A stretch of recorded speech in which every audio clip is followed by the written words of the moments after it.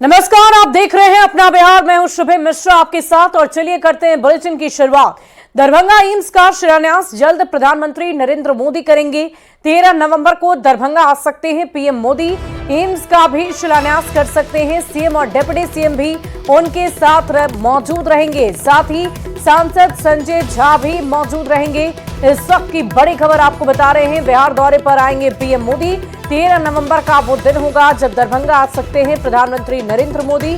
Darbhanga AIIMS का शिलान्यास जल्द होना है। आपको बता दें कि दरभंगा वासियों के लिए ये बहुत बड़ी सौगात होगी। एम्स का निर्माण कार्य शुरू होगा शिलान्यास के साथ ही और जल्द ही बनकर ये तैयार भी हो जाएगा। और इस संदर्भ में बताया जा रहा है कि खुद प्रधानमंत्री नरेंद्र मोदी पहुंचेंगे। और इस पूरी खबर की अधिक जानकारी के साथ न्यूज 18 संवाददाता पटना से शैलेंद्र कुमार फोन लाइन पर हैं। शैलेंद्र, क्या जानकारी है प्रधानमंत्री के आगमन को लेकर? देखिए, अभी जो जानकारी मिली है कि 13 नवंबर को प्रधानमंत्री का संभावित जो बिहार दौरा है वो हो सकता है और दरभंगा प्रधानमंत्री आ सकते हैं। और दरभंगा में जो एम्स का निर्माण होना है उसका शिलान्यास कर सकते हैं। हालांकि सरकार की तरफ से कहा गया था कि जल्द ही जो शिलान्यास कार्यक्रम है वो किया जाएगा। और अभी जो जानकारी मिल पाई है कि 13 नवंबर को प्रधानमंत्री नरेंद्र मोदी दरभंगा आ सकते हैं और जो एम्स है उसका शिलान्यास कर सकते हैं। सम्राट चौधरी ने भी इस पर अपना बयान दिया। उन्होंने कहा कि संभावना है कि प्रधानमंत्री 13 तारीख को आ सकते हैं। और कहीं न कहीं दरभंगा और खास करके बिहार के लिए एक बड़ी खुशखबरी होगी जब पीएम मोदी एक बड़ी सौगात देंगे। और दरभंगा एम्स को लेकर के कई तरीके की बात सामने आई, विवाद भी हुआ, कहा सुनी भी हुई राजनीतिक दलों में, लेकिन अंततः अब जो दरभंगा एम्स है उसके शिलान्यास का वक्त आ चला है। और बिहार सरकार ने जमीन दे दिया, केंद्र सरकार ने उस पर एम्स बनाने का निर्णय ले लिया और अब शिलान्यास की घड़ी है। और माना जा रहा है कि 13 तारीख को जैसे ही प्रधानमंत्री कार्यालय से इसकी पुष्टि कर दी जाती है उसके बाद ऐलान कर दिया जाएगा कि 13 नवंबर को दरभंगा एम्स का शिलान्यास किया जाएगा। जी चलिए, बहुत शुक्रिया शैलेंद्र हमारे साथ जुड़ने के लिए। इस पूरी खबर पर आप लगातार नजर बनाए रखें। बड़ी खबर अपने दर्शकों को बता रहे हैं। बिहार वासियों के लिए ये बहुत बड़ी खुशखबरी है, साथ ही साथ दरभंगा के लोगों के लिए भी ये बहुत बड़ी खुशखबरी। और केंद्रीय मंत्री गिरिराज सिंह ने राहुल गांधी पर बड़ा हमला बोला है। गिरिराज सिंह ने आरोप लगाया कि राहुल गांधी देश में गृह युद्ध कराना चाहते हैं और इसमें उनके कई टूल भी शामिल हैं। कश्मीर में नई सरकार के गठन के बाद से हिंसा बढ़ गई है और इस पर राहुल गांधी और लालू प्रसाद की चुप्पी को लेकर भी उन्होंने निशाना साधा और ये आरोप लगा दिया कि ये लोग जिहादियों का समर्थन करते हैं। जम्मू में जब सरकार आ जाए, पत्थलबाजों का समर्थक फारूक अब्दुल्ला कहें कि मैं पाकिस्तान से बात करूंगा,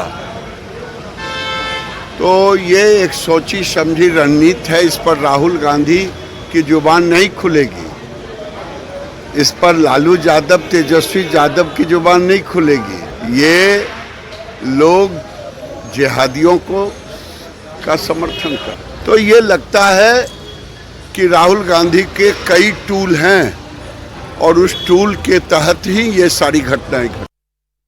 और केंद्रीय मंत्री गिरिराज सिंह ने राहुल गांधी पर बड़ा हमला बोला है। गिरिराज सिंह ने आरोप लगा दिया है कि राहुल गांधी देश में गृह युद्ध कराना चाहते हैं। गिरिराज सिंह के आरोप के बाद बिहार में सियासत गर्माती हुई नजर आ रही है। तो गिरिराज सिंह के आरोपों को खंडित करते हुए विपक्ष की तरफ से भी निशाना साधा गया है। आरोप पर इंडी अलायंस बिफर गई है और इसी की वजह से बिहार में सियासी सरगर्मी भी और बढ़ गई है। और केंद्रीय गृह राज्य मंत्री नित्यानंद राय ने कहा है कि बिहार में जो भी नौकरी दी जा रही है उसका फैसला सीएम नीतीश कुमार ने किया था।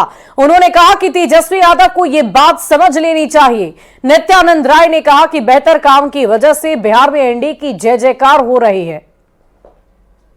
जी तो लूट खसोट भ्रष्टाचार परिवारवाद से बाहर निकल ही नहीं सकते हैं। और अभी मुख्यमंत्री जी ने बिहार में जो नौकरियों का, रोजगार का जो बढ़ चढ़कर निर्णय लेकर जो नौजवानों की रोजगार देने के लिए जो निर्णय लिया है, स्वागत योग्य है। बिहार की जनता जय जयकार कर रही है एनडीए की।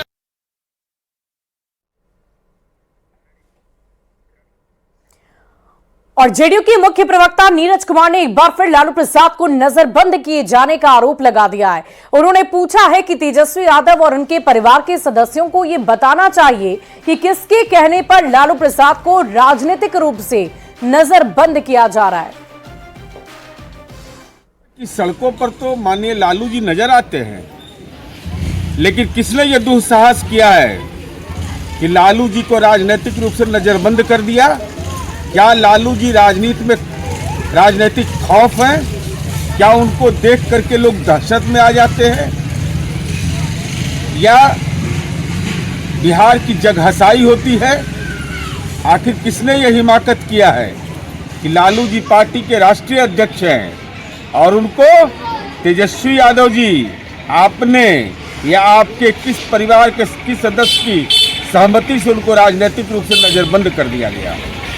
और इसी बीच डिप्टी सीएम सम्राट चौधरी का बड़ा बयान आया है। सुल्तानगंज रेलवे स्टेशन का नाम बदलेगा, अजगैबी नाथ इसका नाम किया जाएगा। स्टेशन का नाम बदलने के लिए प्रयास शुरू किए जा चुके हैं। जिला परिषद की ओर से यह पहल की गई है। इस वक्त की बड़ी खबर आपको बता रहे हैं, डिप्टी सीएम सम्राट चौधरी की तरफ से यह बड़ा बयान आया है।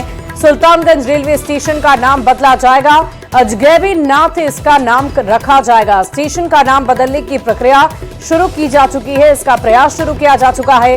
जिला परिषद की ओर से ये पहल की गई है। और इस पूरी खबर की अधिक जानकारी के साथ न्यूज 18 संवाददाता शैलेंद्र कुमार हमारे साथ फोन लाइन पर हैं। शैलेंद्र, क्या जानकारी है? डिप्टी सीएम की तरफ से किस तरह की जानकारी दी गई, क्या कहा गया?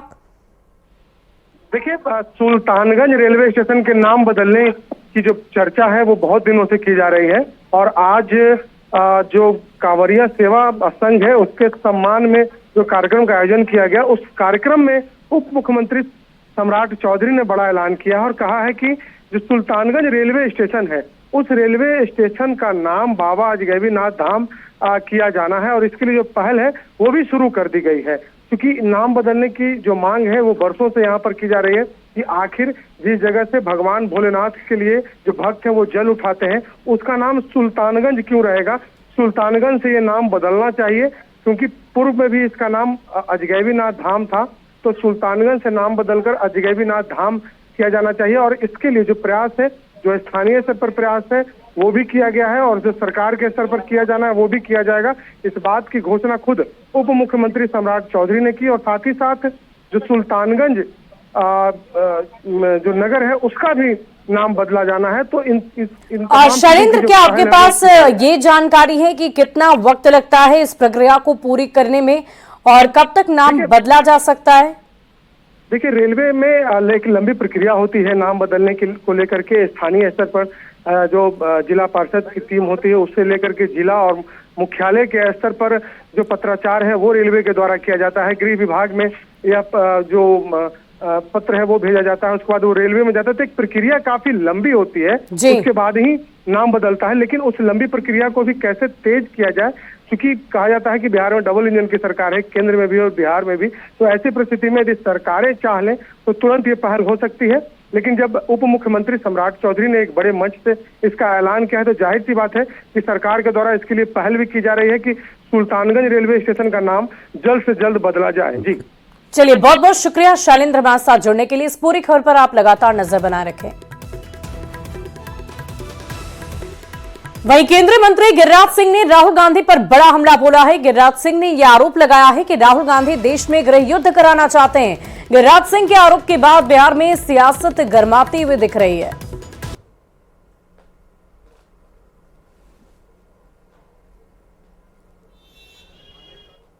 देखिए, हमने वो दौर देखा है जब इसी बिहार में जाति के नाम पर दंगे होते थे और लाशें पड़ जाती थी, नरसंहारें हुआ करती थी। आपने भी देखा, हमने भी देखा है।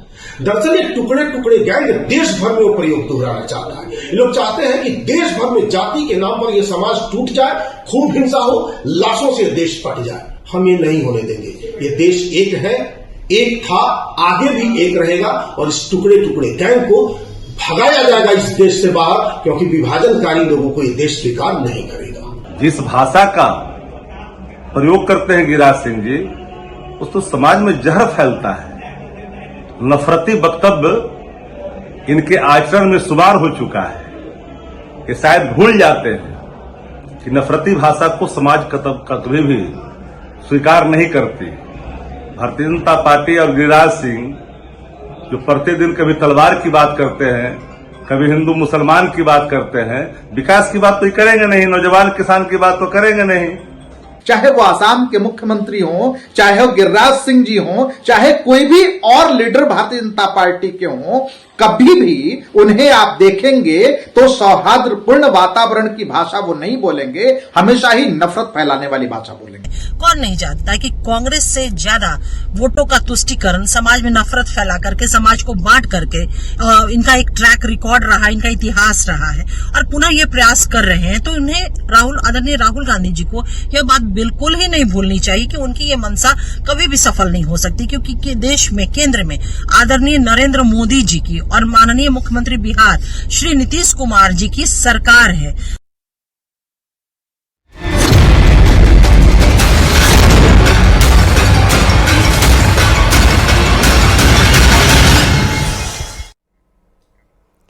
वहीं परिवहन मंत्री शीला कुमारी मंडल ने कहा कि सीएम नीतीश कुमार का विजन महाभारत की अर्जुन की तरह स्पष्ट है। उन्हें पता है कि लक्ष्य को भेदना है, जिसे पूरा बिहार जानता है। 4 सीट पर हो रहे उपचुनाव में उन्होंने नीतीश कुमार के विजन की वजह से जीत का दावा किया है।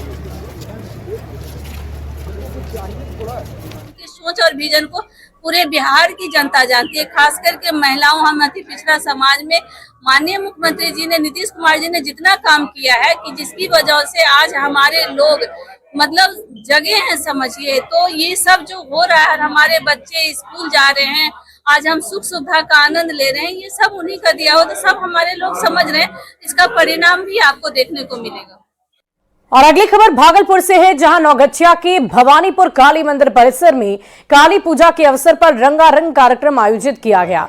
इसमें अश्लीलता परोसने का आरोप लगा है। भोजपुरी और हिंदी गानों पर डांसर्स ने जमकर ठुमके लगाए। इस कार्यक्रम में 6 पुलिसकर्मी भी मौजूद रहे, लेकिन वो भी इसे रोकने की जगह आयोजन का आनंद लेते हुए नजर आए।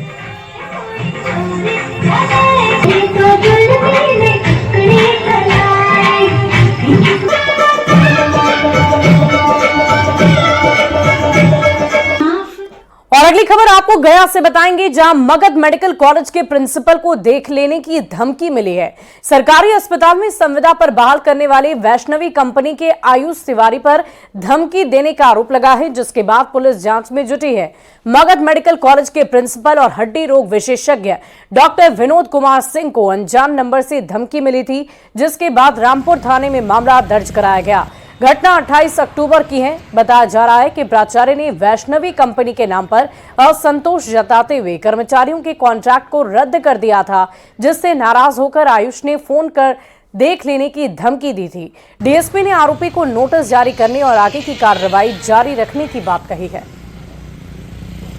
जब नंबर का पूरा जांच किया गया तो एक आयुष कुमार तिवारी के नाम से निकला, जो इसके बारे में जानकारी हुई कि ये पिछले 7 साल से man power supply Magadh medical college में कर रहा है। वर्तमान के प्रचार महोदय द्वारा उनके टेंडर को रद्द करने संबंधी कोई वरीय पदाधिकारी को प्रतिवेदन समर्पित किया गया है, जिससे वो नाराज होकर प्रचार महोदय को न दूसरे को देखने की बातों को मोबाइल में आया है।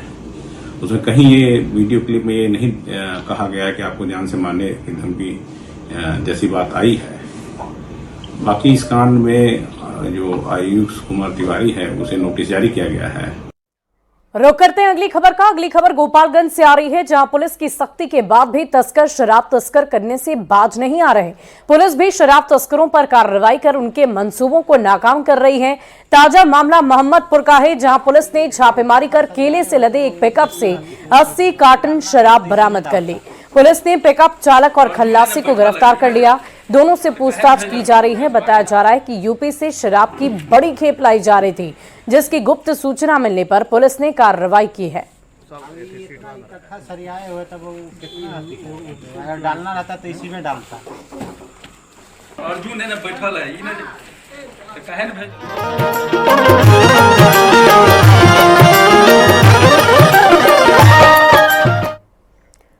और छठ महापर्व को लेकर बाहर से बड़ी संख्या में लोग अपने अपने घर आ रहे हैं और इसे देखते हुए पटना जंक्शन पर यात्रियों की भारी भीड़ देखने को मिल रही है।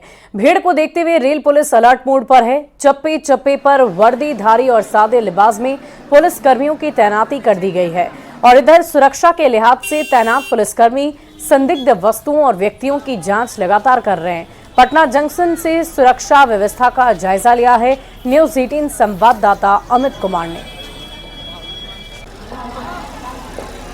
के दौरान बड़ी संख्या में दूसरे राज्यों से अपने घर जो है लोग आ रहे हैं और इधर इसको लेकर के जिला प्रशासन ने व्यापक व्यवस्था कर रखी है। रेल पुलिस भी जो है वो पूरी तरह से मुस्तैद है और यहाँ देखिए ये जिला प्रशासन ने जो बाहर से लोग आ रहे हैं उनके लिए ये यहाँ पे सेट बनाया है और यहाँ पे जानकारी दी जाएगी कि आप कैसे जो है सुगम रास्ता ले सकते हैं। और यहाँ देखिए सुरक्षा प्रहरी जो है वो पूरे तौर से मुस्तैद है। आने जाने वाले सभी यात्रियों की जो है वो जांच पड़ताल भी की जा रही है और कह सकते हैं कि सुरक्षा की चाक चौबंद व्यवस्था जो हो जो दावा SRP या फिर पुलिस मुख्यालय ने किया है उसकी यहाँ पे तस्वीर देखने को मिल रही है। यहाँ देखिए किस तरह से लोग हैं जो पटना से दूसरे ज़िलों में जाना चाहते हैं। दिल्ली बॉम्बे से आ गए हैं लेकिन अब वो पटना से दूसरे ज़िलों में जाना चाहते हैं, वो यहाँ पे इंतज़ार कर रहे हैं ट्रेनों की और ट्रेनों में भी जो है वो भीड़ देखने को मिल रही है। लेकिन फिलहाल जो हम तस्वीर दिखा रही है पटना स्टेशन प्लेटफॉर्म नंबर 1 की तस्वीर है। यहाँ पे देखिए किस तरह से जो यात्री हैं वो भारी संख्या में यहाँ पे हैं और कह सकते हैं कहीं ना कहीं सुरक्षा व्यवस्था की जो चाक चौबंद व्यवस्था करने का दावा किया गया था रेलवे के द्वारा, रेल पुलिस के द्वारा, उसकी तस्वीर यहाँ पे देखने को मिल रही है। तो देखिए किस तरह से यहाँ पे लोगों की जांच की जा रही है, सभी लोगों की जांच करके अंदर भेजा जा रहा है और सुरक्षा प्रहरी जो है वो पूरे तरह से मुस्तैद हैं। तो कह सकते हैं कि चाहे RPF हो, GRP हो, सभी जो है यहाँ पे मुस्तैद हैं और सघन जांच जो है वो किया जा रहा है। जो भी संदिग्ध व्यक्ति या वस्तु नज़र आ रही है उसकी सघन तलाशी ली जा रही है। तो न्यूज़ 18 भी आप तमाम दर्शकों से अपील करता है कि आप जो है किसी भी स्टेशन से आते आ रहे हैं तो अगर कहीं कोई संदिग्ध व्यक्ति वस्तु दिखता है तो उसकी सूचना तत्काल जो है रेलवे पुलिस को दें ताकि आपकी और आपके साथ यात्रा करने वाले यात्रियों की यात्रा मंगलमय हो सके। अमित कुमार, न्यूज़ 18 पटना। और लोक आस्था के महापर्व छठ पूजा के लिए दूसरे राज्यों से लोगों का घर आने का सिलसिला लगातार जारी है। भागलपुर आने वाले सभी ट्रेन और बसों में यात्रियों की भारी भीड़ देखी जा रही है। छठ पूजा को लेकर लगातार दूसरे राज्यों से लोग घर वापस लौट रहे हैं। खासकर भागलपुर आने वाली ट्रेन और बसों में यात्रियों की भीड़ देखी जा रही है। दिल्ली और मुंबई से आने वाली ट्रेनों में खचाखच यात्रियों की भीड़ देखी जा रही है और बहुत से ऐसे परिवार हैं जो प्रत्येक साल परेशानियों का सामना कर वो त्योहार मनाने के लिए, खासकर छठ पूजा करने के लिए अपने घर आते हैं। कहाँ रहते हैं फिलहाल अभी? हम अभी दिल्ली में काम करते हैं। क्या काम करते हैं? काम करते हैं अपना जो है अपार्टमेंट में जी। इसलिए घर आना हुआ है छठ पूजा में। ट्रेन की क्या स्थिति? ट्रेन का स्थिति ऐसा है कि क्या बता दें, वो तो बहुत दुखदायक बात है सफर करने में, लेकिन फिर भी आए हैं। कारण छठ पूजा को हम लोग हर साल दिल से मानते हैं। कहीं भी रहेगा, मालिक छुट्टी भी नहीं दे रहा था, पैसा नहीं दे रहा था, तब पर भी हम लोग भाग के चले आए छठ मनाने जी। ये आस्था है छठ के प्रति। जी। क्या नाम हुआ आपका? रवि कुमार। चलिए देखिए, ये लोगों की छठ के प्रति आस्था है, छठी मैया के प्रति इनका विश्वास और भरोसा है कि लोग कहीं भी रहते हैं, दूसरे राज्यों में नौकरी करते हैं, मजदूरी करते हैं, छुट्टी नहीं मिलती है, उसके बावजूद भी छठ मनाने के लिए घर वापस लौटते हैं। तो आप कह सकते हैं कि परेशानियों पर आस्था भारी पड़ता दिखाई दे रहा है। विकास कुमार सिंह, न्यूज़ 18 भागलपुर। और न्यूज़ 18 बिहार झारखंड के YouTube चैनल को आप जरूर लाइक, शेयर और सब्सक्राइब करें। फिलहाल इस बुलेटिन में अभी के लिए बस इतना ही। आप बने रहे न्यूज़ 18 बिहार झारखंड के साथ।